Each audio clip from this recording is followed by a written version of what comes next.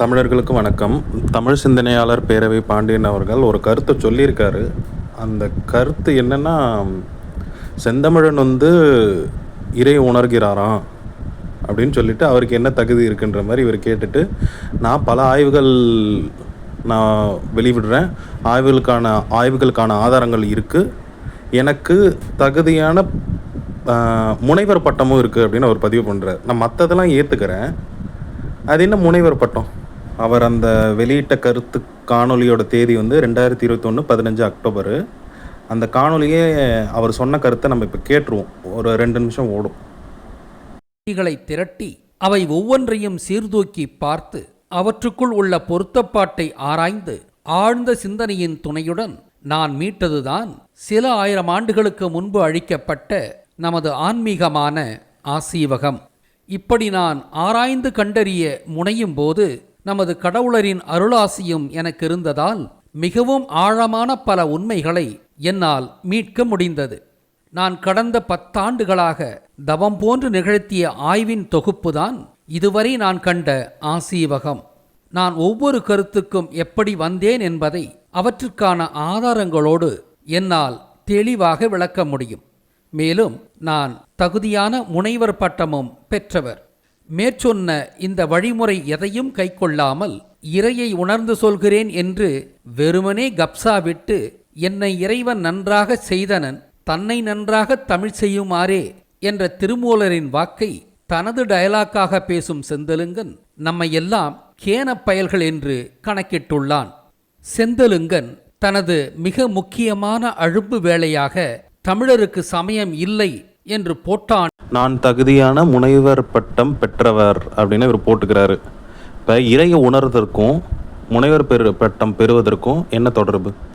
இப்போ பாண்டியன் நீங்களே உங்கள் காணொலியில் சொல்லும்போது சிவன் முதல் இதில் முக்தி அடைஞ்சார், அதாவது இறையை உணர்ந்தாருன்னு நீங்கள் பதிவு பண்ணுறீங்க. அதுக்கு முன்னாடி பட்டய படிப்பு இருந்துச்சா? பட்டமளிப்பு இருந்துச்சா? முனைவர் பட்டம் இருந்துச்சா? இல்லை. அப்போ அவர் எப்படி அடைஞ்சார்? இப்போ உங்களை செந்தமிழன்லேருந்து வேறுபடுத்தி காட்ட அவரோட கருத்து, அவரோட காணொலிகள் முழுதாக கேட்டுட்டு அதில் இந்தந்த இடத்துல பிழை இருக்குது நீங்கள் சொல்கிறீங்க. சொல்லணும், எல்லா காணொலியும் கேட்கணும். நீங்கள் அவர் ஒரு இடத்துல மட்டும் பேசுனதை மட்டும் வச்சு நீங்கள் சொல்கிறீங்க. அது மாதிரி சொல்லிவிட்டு உங்கள் கருத்துக்களை நீங்கள் சொல்லிவிட்டு அப்புறம் உங்களை 2 பேரையும் செயல்பாடு அடிப்படையில் பார்க்கணும். யாரால் வாழ்க்கை மாற்றப்பட்டது, யாரால் தமிழர்களோட வாழ்க்கை மாற்றப்படுது, அப்படி தான் பார்க்கணும். சரிங்களா? உங்களை அவரோடு வேறுபடுத்தி காட்ட முனைவர் பட்டம் பெற்றவன் நான்னா, இப்போ இறை உணர்வதுக்கும் முனைவர் பட்டத்துக்கும் என்ன தொடர்பு? இப்போ நீங்கள் இன்னொருத்தர் முனைவர் பட்டம் பெற்றார்ல, அவரை பற்றி நீங்கள் என்ன பேசுகிறீங்கன்னு பார்த்துருவோமே. செந்தில்நாதனின் வாதங்களில் அவர் முனைவர் பட்டம் பெற்றவர், பேராசிரியர் என்பதற்கான சுவடுகளே தெரியவில்லை என்பது மட்டுமல்ல, அவர் ஒரு படித்தவர் என்ற அளவில் கூட அவரது வாதங்கள் இல்லை.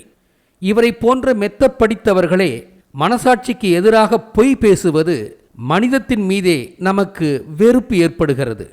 அவர் தனது இந்த காணொலி 28 மே 2021 இதில் என்ன தெளிவாக சொல்லிட்டாரு? முனைவர் பட்டம் பெற்ற செந்தில்நாதனுக்கு லாஜிக்கல் ரீசனிங் இல்லை, தர்க்க அறிவு இல்லைன்னு இவர் பதிவு பண்ணிட்டார். சரியா? இப்போ பாண்டியன் அவர்கள் வரலாற்றில் மீட்கும் போது தர்க்க அறிவை அவர் பயன்படுத்துகிறாரு. இப்படி நடந்திருக்கலாம், இல்லை இப்படி நடந்திருக்கலாம், இதுதான் சரியாக இருக்குது, இந்த சொல் இப்படி வருது, அதை தான் நீங்கள் பயன்படுத்துகிறீங்க. லாஜிக்கல் ரீசனிங் நீங்கள் பயன்படுத்துகிறீங்க. அதுக்கு சில வார்த்தைகள் மற்றவங்க சொல்ல, இல்லை சில குறிப்புகள் மற்றவங்க சொல்ல இறை எனக்கு உதவுதுன்னு சொல்லிட்டீங்க. சரியா? அப்போ முனைவர் பட்டத்துக்கும் லாஜிக்கல் ரீசனுக்கும் தொடர்பு இல்லைன்னு நீங்கள் சொல்லிட்டீங்க. எப்போ? மே மாதமே சொல்லிட்டீங்க. ஆனால் அக்டோபர் மாதம் போட்ட காணொலியில் செந்தமிழனுக்கு நீங்கள் என்ன சொல்கிறீங்கன்னா, நான் தகுதியான முனைவர் பட்டம் பெற்றேன் அப்படின்னு சொல்கிறீங்க. இப்போ பாண்டியன் அவர்கள் மே மாதம் 2021 வச்ச கருத்துப்படி முனைவர் பட்டம் பெற்றவர் எல்லாமே அறிவாளி இல்லை, முனைவர் பட்டம் பெறாதவர் எல்லாம் முட்டாளும் இல்லை. லாஜிக்கல் ரீசனிங்க்கும் முனைவர் பட்டத்துக்கும் பெரும் தொடர்பு இல்லைன்றது அதில் வந்துருச்சு. இன்னொன்று, இன்றைக்கு தமிழ்நாடு அரசால் இல்லை இந்திய அரசால் நடத்தப்படும் கல்வி முறை நம்மளோடது கிடையாது.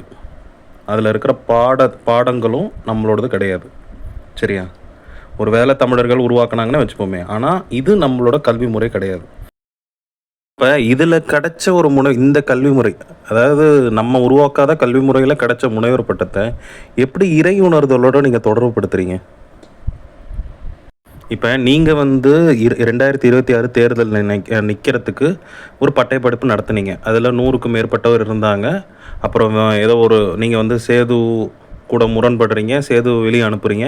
சேது வெளியே வந்து ஒரு காணொளி போடுறாரு. அதை கேட்டு உங்கள் பட்டயப்படிப்பு மாணவர்கள் கொஞ்சம் பேர் வந்து தேர்தலில் நிற்காம விலகிட்டாங்க. சரிங்களா? அப்போ ஆசீவக முறையில் நீங்கள் பட்டயப்படிப்பு நடத்தி அவங்களுக்கு பட்டம் கொடுத்திருந்தாலும் அவர்களுக்கு உங்களோட பார்வைப்படி அவங்களுக்கு தெளிவில்லாமல் அவங்க தேர்தலில் நிற்காமல் சிந்திக்காமல் விட்டுட்டாங்க. சேது போட்ட காணொலி கேட்டு விட்டுட்டாங்க. அப்போ பட்டய படிப்புக்கும் இல்லை முனைவர் பட்டத்துக்கும் இல்லை கல்வி முறைக்கும் இறை உணர்தலுக்கும் என்ன தொடர்பு இருக்குது? எனக்கு தெளிவாக சொல்லிவிடுங்களேன். ஏன்னா உங்களை நம்பி நிறைய பேர் வந்து இப்போ நீங்கள் இறைநிலை அடைஞ்சிட்டிங்க, இறை உங்ககிட்ட உரையாடுது அப்படின்னு அவங்க நிறைய பேர் நம்புகிறாங்க. அப்படி இருக்கும்போது நீங்கள் இப்படி ஒரு கருத்தை வைக்கிறீங்க, முனைவர் பட்டம், தகுதியான முனைவர் பட்டம் நான் பெற்றிருக்கேன், நான் இறையை உணர்றேன், அந்த மாதிரி நீங்கள் பதிவு பண்ணுறீங்க. இது எப்படி சாத்தியம்? நம்ம உருவாக்காத கல்வி முறையில் இருக்கிற ஒரு முனைவர் பட்டத்தை வச்சு எப்படி இறையை உணர்வீங்க? நீங்கள் உருவாக்கின கல்வி முறை, நீங்கள் உருவாக்கின பட்டயப்படிப்பில் இருக்கிற மாணவர்களும் தெளிவு பெறலைன்னு நீங்களே பதிவு பண்ணிடுறீங்க. சரிங்களா? அப்புறம் அப்போ உங்கள் விருப்பத்துக்கு ஏற்றது நீங்கள் எடுத்து இறை உணர்தல் போட்டுருவீங்களா? இப்போ செந்தமிழன் வந்து தமிழரா திராவிடரான்ற மேடையில் பேசின ஒரு கருத்தை எடுத்து நீங்கள் வந்து அவரை தாக்குறேன்னு தாக்கிட்டீங்க.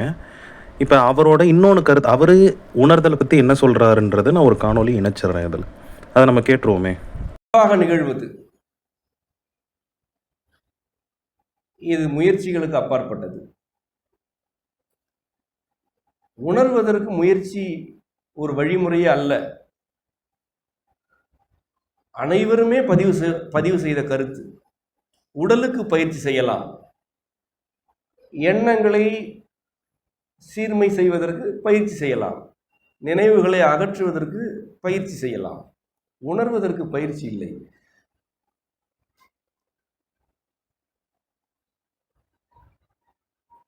எப்படி உணர்வது என்று கேட்கிறீர்கள். ஓர் உண்மையை சொல்கிறேன். அதை நீங்கள் அப்படியே உணர்ந்து கொண்டால், ஏற்றுக்கொண்டால்,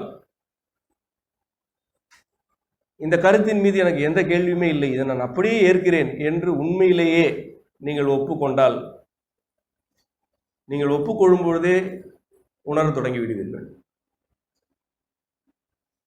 இந்த உடல் ஒன்றுமற்றது என்பதே அந்த உண்மை. உங்களுடைய உடல் ஒன்றுமற்றது, உங்களுடைய மூளை ஒன்றுமற்றது. உங்களுடைய மூளையில் எதுவும் இல்லை, எந்த கருத்தும் இல்லை. இதுவே அந்த உண்மை. என்னுடைய மூளையில் எந்த கருத்தும் இல்லை என்பதே அந்த உண்மை. இதை அப்படியே ஏற்கிறீர்களா? இதை அப்படியே ஒப்புக்கொள்கிறீர்களா? உங்களிடம் உணர்வு மட்டும்தான் இருக்கிறது. உங்களுக்கு உங்களுடைய உடலை பற்றி, உங்களுடைய மூளையை பற்றி, உங்களுடைய சிந்தனை திறனை பற்றி, உங்களுடைய அறிவை பற்றி இருக்கும் கற்பிதங்கள் உங்களுக்கும் மூலமாகிய உணர்வுக்கும் இடையில் வேறுபாட்டை ஏற்படுத்தி வைத்துள்ளன. நான் உரையாற்றுகிறேன், என்னுடைய மூளையிலிருந்து உரையாற்றுவதாக. இப்போ செந்தமிழனோட பல காணொலிகள் நான் கேட்டிருக்கேன். சரிங்களா? பல கருத்துக்கள் நான் கேட்டிருக்கேன். இந்த காணொலியில் என்ன சொல்கிறாருன்னா, உணர்தல், அதாவது இறை உணர்தல் தான் அவர் உணர்தல்னு சொல்கிறார். சரிங்களா? உணர்தலுக்கு எந்த வகையான முயற்சி தேவை இல்லை.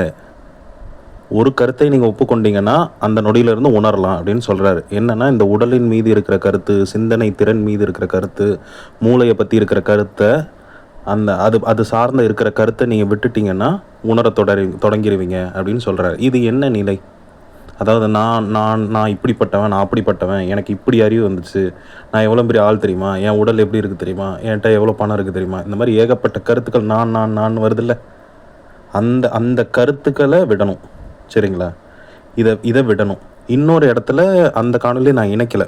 அதில் என்ன சொல்லியிருப்பாருன்னா, நினைவுகளையும் எண்ணங்களையும் விடணும்னு சொல்லுவார். நினைவுகள்னால் இதுக்கு முன்னாடி நடந்தது, இப்போ நடந்துட்டு இருக்கிறது, அது சார்ந்து வர்றது நினைவுகள். எண்ணங்கள்னால் இது இப்படி நடக்குமா, இது அப்படி நடக்குமா, இல்லை இது எப்படிலாம் நடந்துச்சு அப்படின்றது எண்ணங்கள்னு சொல்லுவார்னு நினைக்கிறேன். இப்போ இது சார்ந்த இருக்கிற இது சார்ந்து இருக்கிற புத்திக்குள்ளே இருக்கிற எண்ணங்கள், கருத்துக்கள் மேலே இருக்கிற பற்றை நம்ம விட்டுட்டோம்னா உணர தொடங்கலான்றதான் அவர் கருத்து. அப்போ எந்த ஒரு மனிதருமே உணர முடியும். சரிங்களா? இப்போ நீங்கள் சொல்கிறீங்களே, யூதரால் ஏன் உணர முடியாதுன்னா அவன் வந்து வஞ்ச மனம் கொண்டு இருக்கான் அப்படின்ட்டு. மனசில் வந்து ஒரு கெட்டது இருந்துக்கிட்டே இருக்குது, மற்றவனுக்கு தீங்கு இழைக்கணும்னு இருந்துக்கிட்டே இருக்குது, நான் பெரிய ஆளுன்ற எண்ணம் வந்து இருந்துக்கிட்டே இருக்குது. அப்போ எந்த ஒரு மனிதனுமே நானுன்ட்டு தன்னைத்தானே பிரிச்சுக்காமல் அந்த உடல் மேலே, தன்னோட கருத்துக்கள் மேலே, தன்னோட மூளை மேலே, தன்னோட சிந்தனை திறன் மேலே இருக்கிற பிடிப்பை பற்ற அவன் விட்டுட்டானா அவன் உணர தொடங்கிடுவான் அந்த நொடியில் இருந்துன்னு சொல்கிறார். இப்போ இவர் சொல்கிறது இறை உணர்தலாம் இல்லை, நீங்கள் சொல்கிறீங்களே தகுதியான முனைவர் பட்டம் பெற்றன, அது இறை உணர்தலாம். இப்போ யார் இறை உணர்ந்திருக்கா? நீங்கள் செந்தமிழனோட இறை உணர்தலோட மற்ற காணொலிகள் நீங்கள் பார்க்காம எப்படி நீங்கள் இப்படி ஒரு காணொலியை போடுறீங்க? எப்படி போடுறீங்க? ஒரு மனிதரை முழுசாக ஆராய்ச்சி பண்ணாமல் எப்படி போடுறீங்க? இப்போ நீங்கள் வந்து விளக்கம் கொடுக்குறீங்களே, நான் இதை இப்படி சொல்லலை, நான் அதை அப்படி சொன்னேன், என்னை தப்பாக நினைக்காதீங்க, அவன் வந்து நடிக்கிறான், அப்படிலாம் நீங்கள் விளக்கம் காணொலியில் நீங்கள் போட்டிருக்கீங்க. அப்போ உங்களை வந்து ஒருத்தர் கணக்கிடணும்னா உங்கள் மற்ற காணொலியை பார்க்கணுமா, இவர் வந்து முழுசாக புரிஞ்சுக்கணுமா? ஆனால் இவர் வந்து மற்றவரோட முழு காணொலி பார்க்க மாட்டாராம், எங்கேயாவது ஒரு இடத்துல பேசுனதை வச்சு இவர் தீர்ப்பு எழுதுறான். இது என்னது? இப்போ உங்களுக்கு வந்து செந்தமிழ் கூட தனிப்பட்ட பிரச்சனை இருக்குன்றது தான் இதில் நீங்கள் வெளிப்படுத்துறீங்க. இப்போ அவரோட கருத்து தவறுங்க, சரிங்களா? இறை உணர்தலுக்கு முனைவர் பட்டம் நான் பெற்று இருக்கேன் அப்படின்ற அந்த இறை உணர்வை பற்றி பேசும்போது எதுக்கு முனைவர் பட்டத்தை பற்றி பேசுகிறீங்க?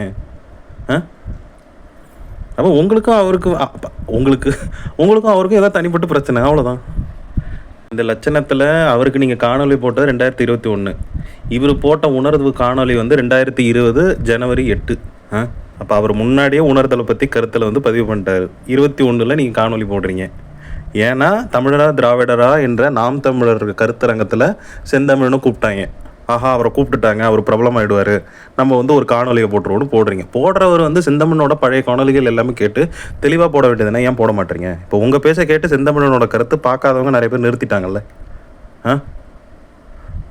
இப்போ செந்தமிழனோட வாழ்வியல் சார்ந்த கருத்துக்கள் இல்லை ஐம்பூத சார்ந்த கருத்துக்கள் ஏதோ ஒரு மனிதருக்கு தேவைப்பட்டிருக்கு. அவர் வந்து செந்தமிழனோட காணொலியை பார்க்காம உங்கள் காணொலியை பார்த்துட்டு செந்தமிழன் காணொலியை பார்க்காம விட்டுட்டாருன்னா இப்போ அவருக்கு இழப்பு தானே. அப்போ நீங்கள் ஒருத்தர் முழுசாக ஆராயாமல் கட்டுடைக்கிறதுனா முழுசாக கட்டுடைக்காமல் ஏதோ ஒரு இடத்துல இருக்கிற பேச்சை எடுத்து போட்டு இவன் எவ்வளோ பெரிய கையவன் தெரியுமா அப்படி இப்படிலாம் காணொலி போட்டு எதுக்கு மற்றவங்களோட உழைப்பை நீங்கள் உடச்சி விட்றீங்க? இதுக்கு தெளிவான பதில் வந்து பாண்டியன் அவர்களும் ஐந்தாம் தமிழ் சங்கம் அவர்களும் கொடுத்துருங்களேன். அவ்வளவுதான் இந்த காணொலி முடிவு பெற்றது. அனைவருக்கும் நன்றி பொறுமையாக கேட்டதுக்கு.